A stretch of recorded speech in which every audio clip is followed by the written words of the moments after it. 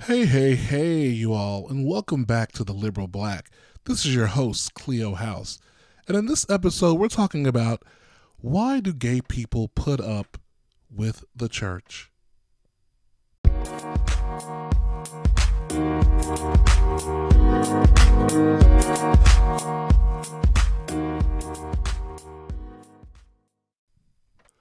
Why do gays put up with the church?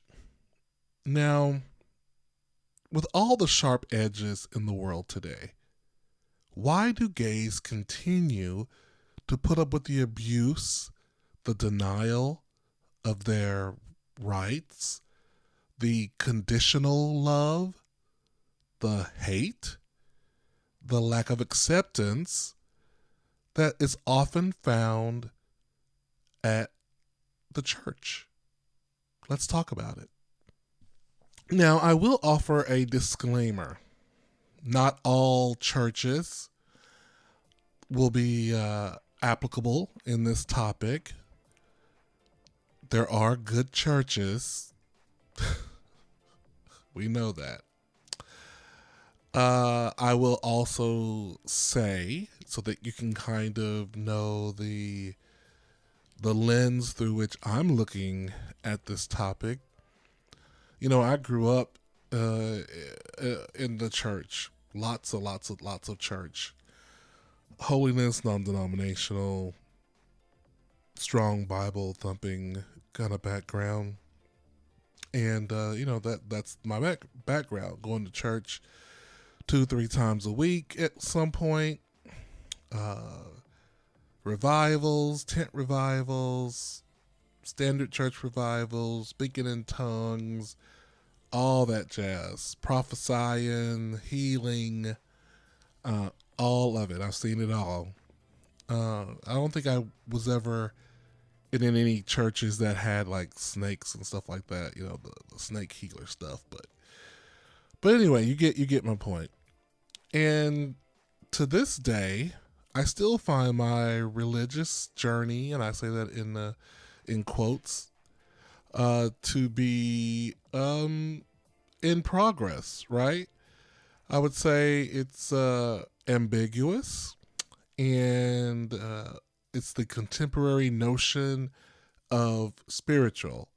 No absolutes, not necessarily believing in hell or heaven, having thoughts about that, having thoughts about karma. Are we reborn? What is that when you're reborn? Not what is that when you come back? Reincarnation. There it is. Reincarnation. Yeah, everything's a possibility. So that's where I am with everything. If you need to believe in it and it helps you, go for it. So what I'm talking about today isn't necessarily about why do people believe. It's not about that. It's more so about the institution, the place. It's not about belief in God. It's not about that. It's about the place where people go and oftentimes endure lots and lots of horrible stuff. So here we go. There is a problem that many gay people who are members of churches that believe that their sexuality, and I use that term purposely, I avoid using the term lifestyle because I think we've kind of co-opted lifestyle as gay people, but I think we need to give it back because this isn't a lifestyle. The keto diet is a lifestyle. Liking to dress fancy is a lifestyle. But same-sex loving people, that is your sexuality, just like when you love someone of a different sex. It's sexuality. And I know I will be speaking in some binary terms, but that is just the nature of where I am right now in this conversation. But I know that the conversation may have its limits. So, get off my back on that, please. But anyway, getting back to what I was saying. So, why do gay people put up with this? Why do gay people put up with attending churches that will tell them that who they are is flat out wrong? Now, I was recently talking to someone who mentioned that they avoid any conversation with new Christians. Let's say if they're going to a new church, they're looking for a church or something, and they do not disclose that they're gay until after the people really get to know them. And listen, I'm not saying you walk up to someone and say, "Hey, I'm gay," but if it comes out naturally in the conversation, such as, a straight person may say, "Yes, my wife and I, we went to XYZ, we picked the kids up, we had a trip, we did this, we did that." So why is that just a natural thing for them, but for a gay person to do that, it's a monumental task. It's coming out. Well, we know why. We know why, because there's a risk of being rejected and a risk of being demonized. We know why. But I'm just saying, that's my whole point. Why put yourself amongst people who you have to be measured in the way that you expose who you are, or divulge who you are to them? I don't have the answer to that. I'm really posing that question. Why? And I would love to hear what you all think about it, because I see it as problematic in some way. Because the irony is that gay people are truly the backbone of the church. Maybe they're not, and you could pick your body part. You could say they're the neck, you could say they're the feet, but they're a major functioning. They could be the heart. They're a major functioning body part of the church. Gay people are, and especially in the black church. I was looking at this article from NPR in 2012 about black gays in church, and E. Patrick Johnson was talking about how modern gospel music itself is largely defined by the artistry of black gay men. We even recently, a member of the Walls group had a video that surfaced of him kissing another man. And I saw that video. I also was talking to someone else about it, and they said that maybe there was also some sex tape that came out years ago with him in it as well. You can Google that for yourself. But the internet was abuzz about this young man and him kissing this other man in a video. And it was kind of a video, like a selfie video. So it wasn't like someone, like a secret video or anything like that. It was clearly like, oh, hey, here's the camera, on their cell phones. Oh, I'm in love. They looked like they loved each other, and it was very cute, little moment. But it lit the internet up, lit Twitter up, because this man is a part of a successful gospel group. I think their song, because I love to sing a little ditty. The song that they have that I really like is "Just Let Me Live My Life. You can't lay down." Something like that. Let me be great. He made me great. He made me great. So let me be great. Anyway, it's a cute song. Don't take my singing for it. But anyway, so yeah, he's going through all these changes because of this. Bishop Yvette Flunder of Oakland, California, who's an openly gay person and the founder of the Fellowship. Now, this is back in 2012. I don't even know if the Fellowship is still going, but it was an organization of black pastors and churches openly welcoming of lesbian, gay, bisexual, and transgender members. And Flunder said in an interview that gospel choirs have always been havens for LGBT people. And let me tell you, let me finish her quote before I go into my little side thing here. And getting back to what she said, in our indigenous expression, that wasn't a problem. It was Christianity that demonized gay people, meaning that it's almost by nature you're going to have, if you have a choir in a church that probably got over 15 people in it, you probably got a couple of gays up in there. And if you don't, you probably got one on the organ or the piano or something, somewhere in there on the drums. We're in there. If you got some music in that church, we're probably in there. And so, yes, as Flunder was saying, there are other avenues in terms of other churches out there where people can be accepted. But my question is, why do people go to these churches where they're not accepted, or where you're sitting on the edge of your seat because you don't know if this is the Sunday where the preacher's going to say something about your sexuality, or if you are open about your sexuality, then you're removed from leadership positions. I was reading an article about this Anglican Christian or Anglican Christian. That's how you say it. Anglican Christian, a white guy, was saying that he and his husband go to this church where they are members. I assume they're paying tithes and things of that nature, but they cannot be leaders in the church because the church leadership frowns upon them being openly gay, even though they're married. It's baffling. And so this man in his article, let me pull the article up where this man was talking.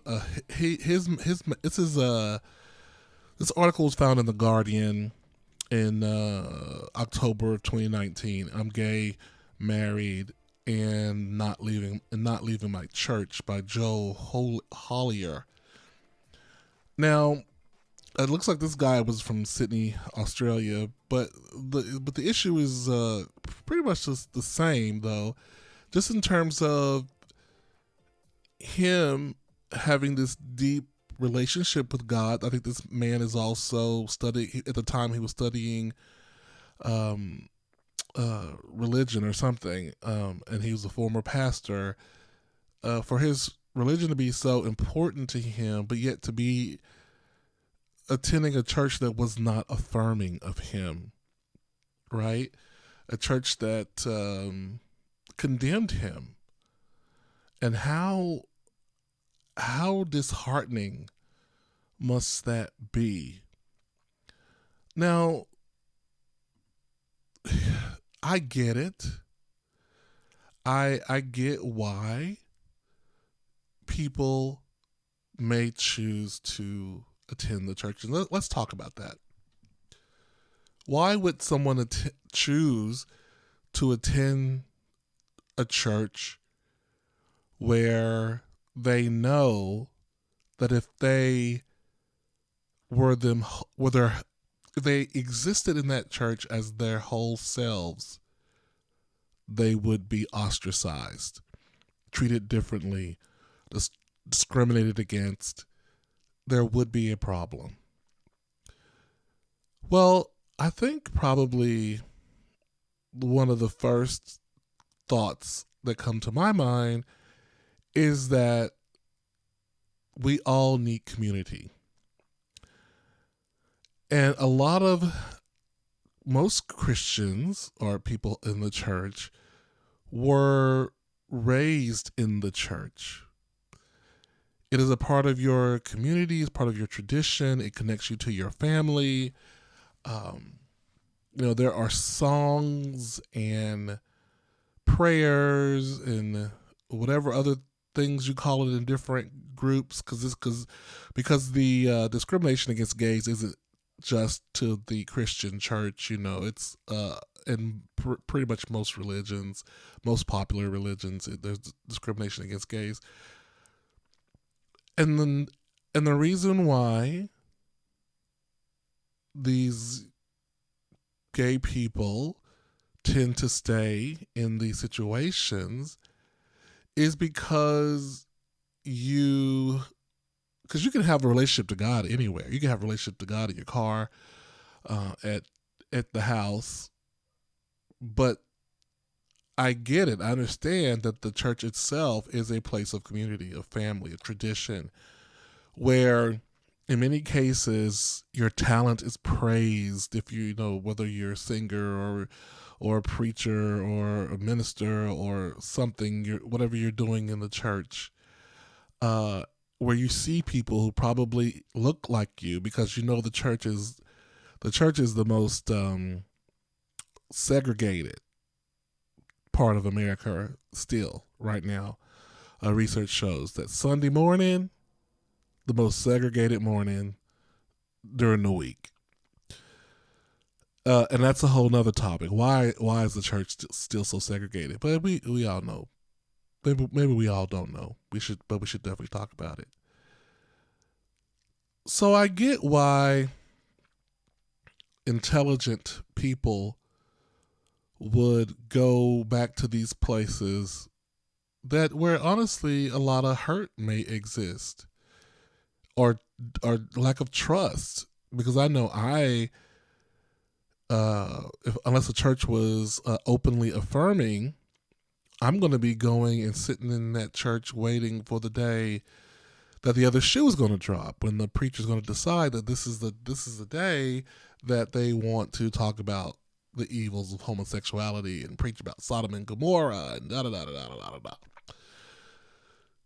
So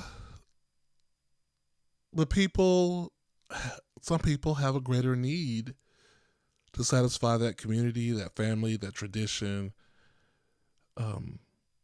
as opposed to preserving their own peace, their heart, their minds, their dignity.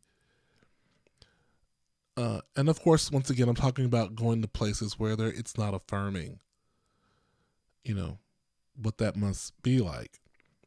The research shows that millennials left churches in droves, largely in part because of its stance on homosexuality.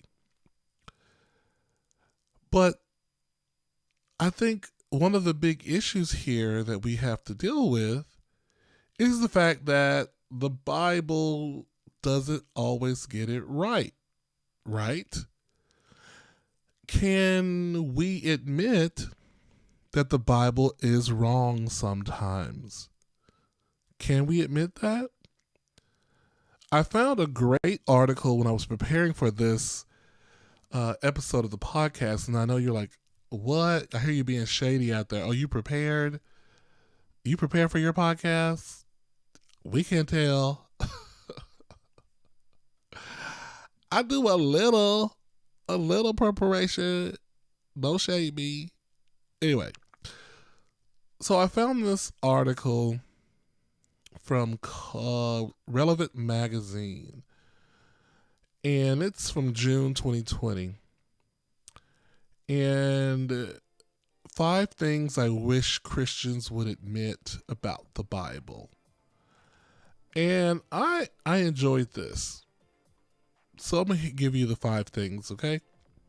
Number 1, the Bible isn't a magic book.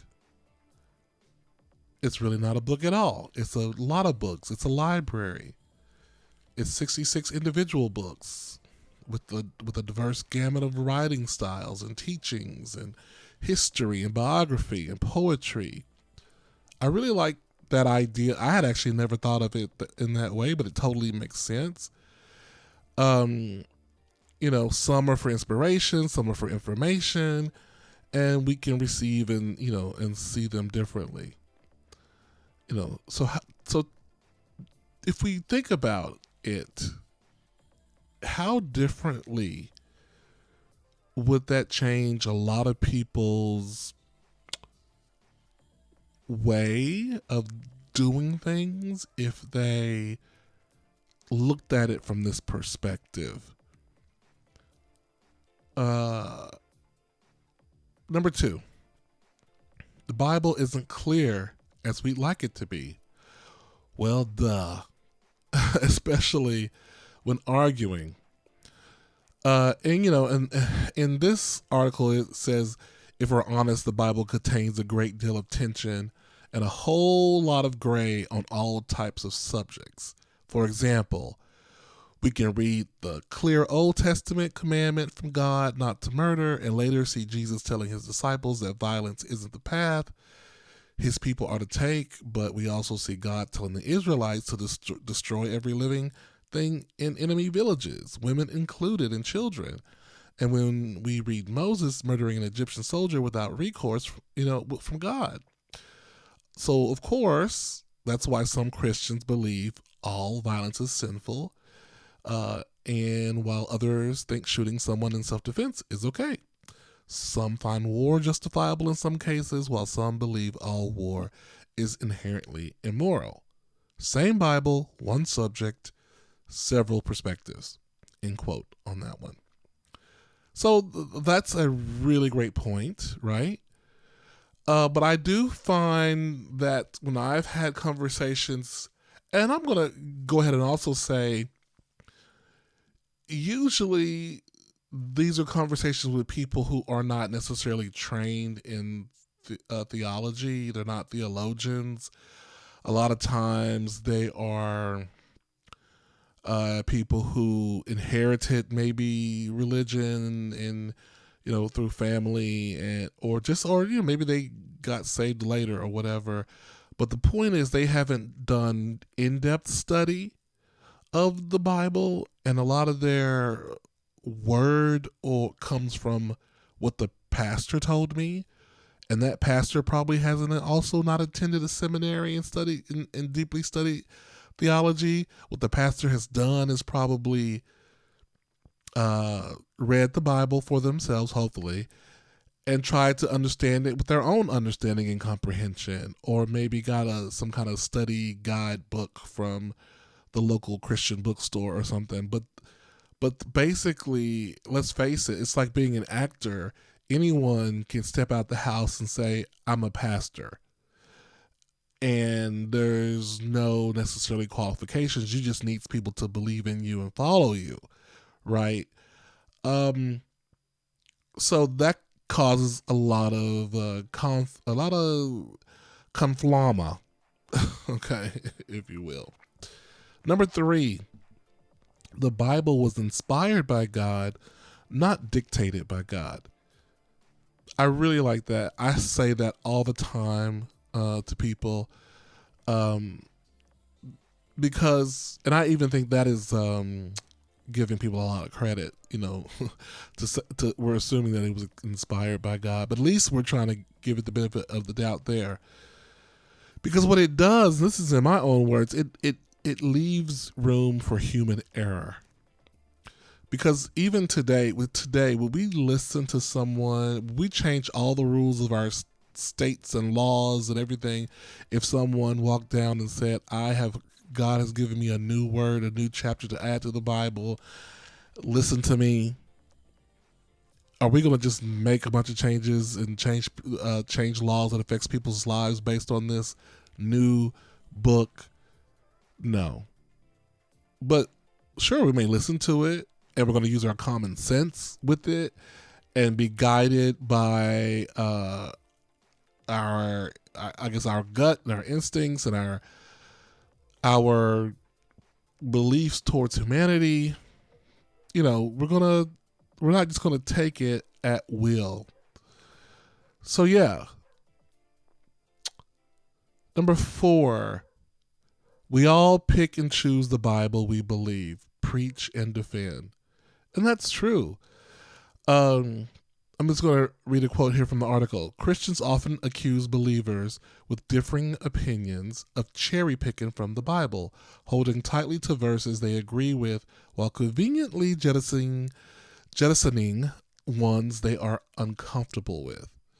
The only problem is each time this assertion is made, the one making the accusation conveniently claims objectivity as if they somehow have a firm, dispassionate understanding of the entirety of Scripture without bias or prejudice, that others is violating, and that the others is violating that. And that's very true. People constantly cherry pick the Bible. And once again, this is not all Christians, it's not all people, and oftentimes, and I'll repeat, it is people who are not trained in theology. And I will say too, sometimes it's often people who maybe are not well versed in Scripture or deeply deep in it, or sometimes it's people who's too deep in it. I mean, there are exceptions. Because I have seen people who maybe start off in religion in some really long extreme, but then they pick it, then they somehow make adjustments, and they realize, okay, maybe we were wrong in saying that women can't wear pants, or that women can't wear makeup. Or number 5, God is bigger than the Bible. Number 5, God is bigger than the Bible. And I think that is true. It needs to be true. That your relationship with God is really bigger than the Bible. It is, because the Bible isn't God. It's inspiration. And if you're depending on the Bible to be the conduit or for your relationship, or the definition of your relationship with God, I think that's problematic, and that's where we get into this position that we're in right now, that often finds gay people on this precipice, or walking these fine lines, or having so much uncertainty in their relationship with the church. So good article from relevantmagazine.com, 5 things I wish Christians would admit about the Bible. Check it out. It's a short article, and read it for yourself. So what are the gays to do? What are the gays to do in this case? I don't necessarily have the answer, but I do know that in the end, you have to do not just what makes you happy, because sometimes what makes you happy is also the thing that can kill you, and that's bad for you. So I'm not going to say do what makes you happy, but you have to do what's good for your soul, your spirit,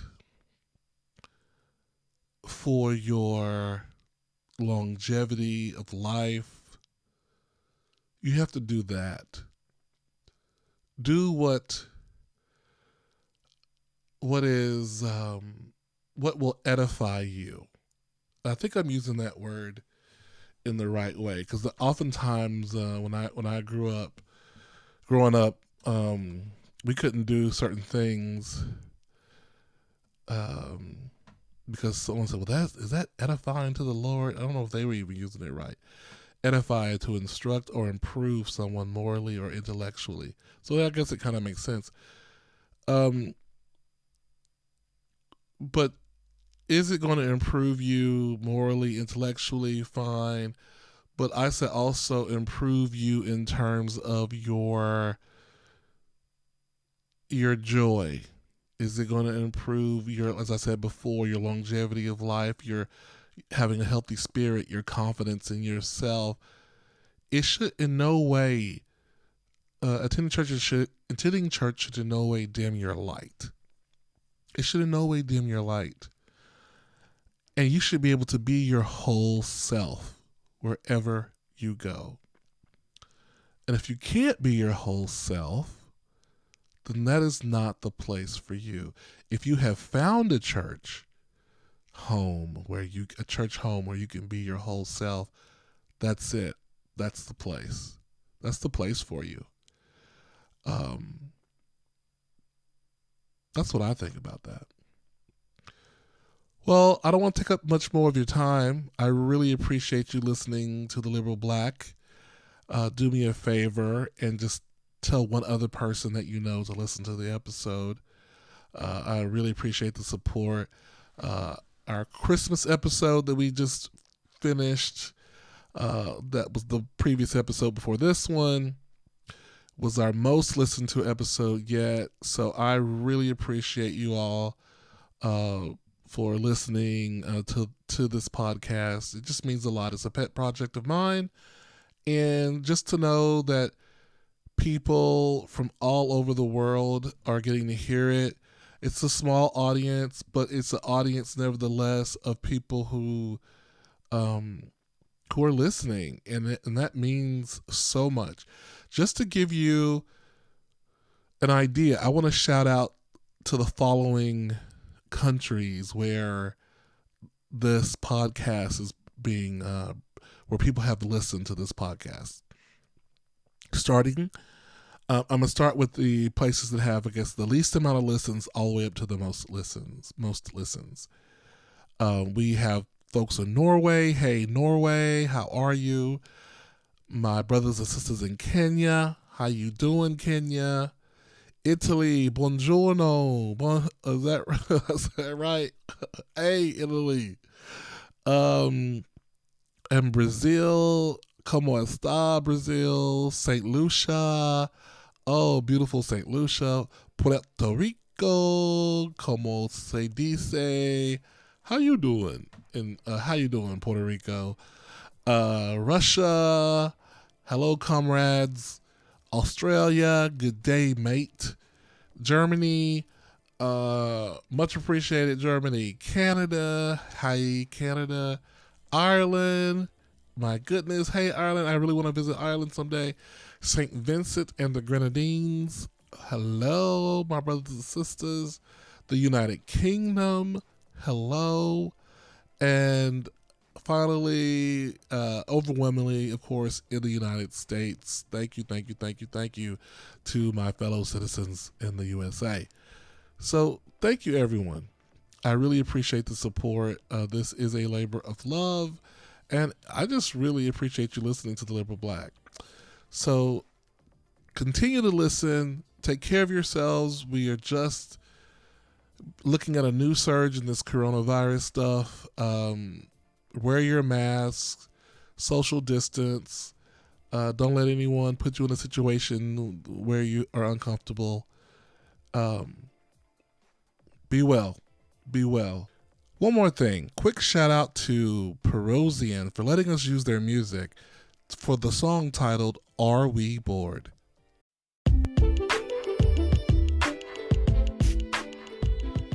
Hey, fam! I'm so thankful that you've chosen to listen to the Liberal Black podcast.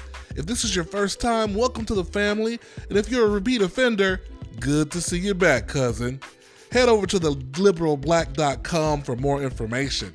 You can download this podcast on Anchor, Spotify, YouTube, and Google Podcasts. Also, check us out on Twitter and Instagram. I am Mr. Cleo, and this is the Liberal Black Podcast. Be encouraged.